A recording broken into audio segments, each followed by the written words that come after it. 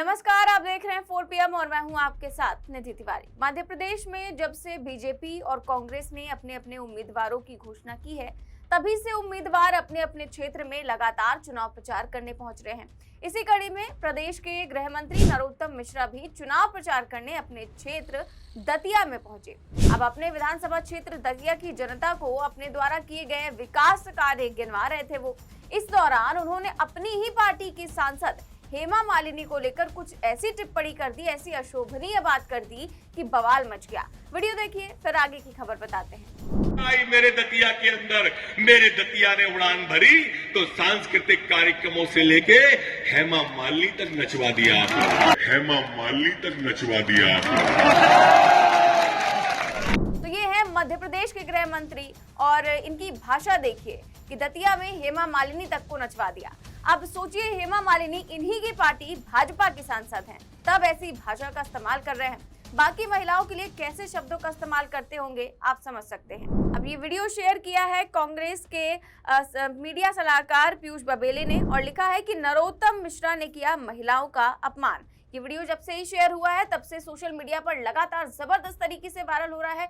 सभी ये video share कर रहे हैं और इन शब्दों की काफी कड़ी आलोचना कर रहे हैं और इस पर तमाम यूजर्स ने अपने कमेंट्स भी किए हैं, अपनी राय रखी है। देखिए, एक यूजर ने लिखा कि अपने ही दल की सांसद के लिए ऐसी घिनौनी भाषा, भाजपा पार्टी के संस्कारों के मूल में ही महिलाओं का अपमान करना लिखा है। दुखद, हेमा मालिनी एक विशिष्ट अदाकारा हैं, हमें उस नाते भी उनका सम्मान करना चाहिए। प्रदेश के गृह मंत्री की सोच यदि अपनी पार्टी की महिला सांसद हेमा मालिनी के लिए ऐसी है तो सोच लीजिए आम आदमी के लिए इनकी और इनकी पार्टी की सोच कैसी होगी। वहीं एक और यूजर ने लिखा कि ये बीजेपी नेताओं का चरित्र है, एक बीजेपी सांसद को भी नहीं छोड़ा जा रहा है। तो ये हाल हो चुका है एक गृह मंत्री का। मध्य प्रदेश के गृह मंत्री हैं, ये नरोत्तम मिश्रा हैं। वैसे तो अक्सर ये कुछ ना कुछ विवादित बोला ही करते हैं, लेकिन इस बार तो इन्होंने हद ही कर दी है। अपनी ही पार्टी की एक सांसद के लिए इनकी इस तरह की भाषा का इस्तेमाल किया है। वैसे ये वही गृह मंत्री हैं जो अक्सर फिल्मों को लेकर टिप्पणी करते रहते हैं। पठान फिल्म को हिट कराने में भी इनका बहुत बड़ा योगदान था। इन्होंने जितनी बार दीपिका की भगवा बिकिनी को लेकर पठान को बॉयकॉट करने की मांग की, फिल्म उतनी ही ज्यादा हिट हो गई। और अब जब चुनाव प्रचार की बारी आई तब भी इन्हें फिल्म अभिनेत्री की याद आ गई।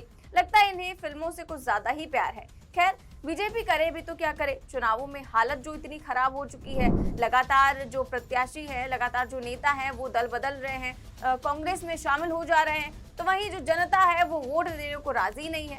अब उम्मीदवार सोच रहे हैं कि किसी तरह तो जीत ही जाए और जब कोई काम आसानी से नहीं होता तो अक्सर रिश्वत दी जाती है और ऐसे ही जब वोट नहीं मिलता तो नोट खर्च किए जाते हैं। और आजकल ऐसा ही हाल विधानसभा चुनावों में हो रहा है और मध्य प्रदेश में तो इसकी बाढ़ आई हुई है और चुनावों में पानी की तरह पैसा बहाया जा रहा है। और इस काम में ऐसा लगता है कि बीजेपी ने सारे रिकॉर्ड तोड़ दिए हैं। जी हाँ, भाजपा के उम्मीदवार तो बाकायदा मंच से माइक पर कैमरे के सामने ऐलान कर रहे हैं, ये बूथ जीत कर दे दीजिए 51,000 मिलेंगे। तो कोई कह रहा है कि ये बूथ जीत कर दे दीजिए तो 25 लाख रुपए दिए जाएंगे। जी हाँ, बूथ जिताइए और 25 लाख ले जाइए। यकीन नहीं होता तो वीडियो देख लीजिए। जो पुलिस फर्स्ट आएगा उसके लिए 25 लाख रुपया की राशि हम देंगे अलग से। जो पुलिस फर्स्ट आएगा उसके लिए 25 लाख रुपया की राशि हम देंगे अलग से। तो बूथ की कीमत है 25 लाख रुपए। बूथ जिताइए और 25 लाख ले जाइए। और ये बात भी कोई छोटा मोटा नेता नहीं कह रहा है, बल्कि मध्य प्रदेश सरकार में परिवहन और वित्त मंत्री गोविंद सिंह राजपूत कह रहे हैं। अब गोविंद सिंह राजपूत एक तो मंत्री हैं, ऊपर से ट्रांसपोर्ट और फाइनेंस मिनिस्टर हैं, तब तो पैसा ही पैसा है। तो जाहिर तौर पर 25 लाख कोई बड़ी रकम नहीं है।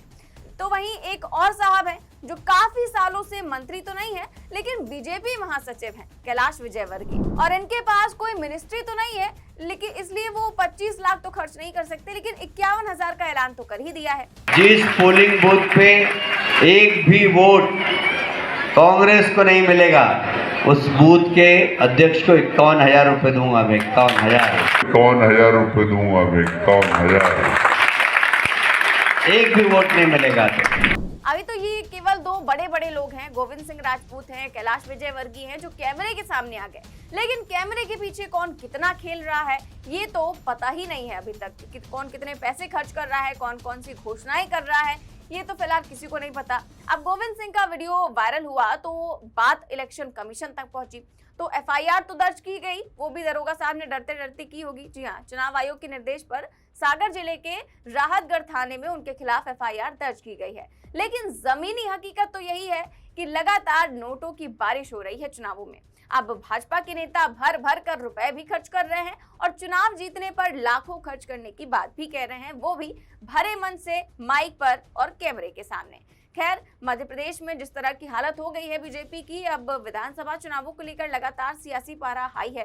पार्टियों में टिकट बंटवारे को लेकर जमकर सियासत हो रही है। अंदरूनी राजनीति भी काफी ज्यादा हावी हो चुकी है। भारतीय जनता पार्टी की 5वीं लिस्ट आने के बाद से तो पूरे प्रदेश में बवाल मचा हुआ है। भाजपा नेताओं में लगातार नाराजगी देखी जा सकती है। कई जगह पर विरोध प्रदर्शन हो रहे हैं, तो कहीं पर लात घूंसे तक चल रहे हैं, तो कहीं पर सिंधिया के महल को घेर लिया जा रहा है, तो वहीं कई केंद्रीय मंत्री जो है उनको घेर लिया जा रहा है, उनके गनर के साथ मारपीट की जा रही है, उनके साथ धक्का मुक्की हो रही है।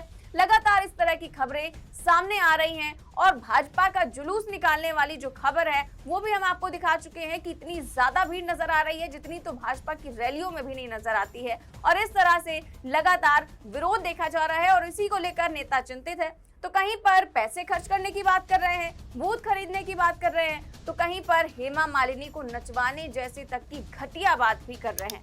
आपकी इस खबर पर क्या राय है और नरोत्तम मिश्रा के बयान पर आप क्या सोचते हैं, हमें कमेंट बॉक्स में जरूर बताएं। देश और दुनिया की तमाम बड़ी खबरें जानने के लिए देखते रहिए 4PM न्यूज नेटवर्क। नमस्कार।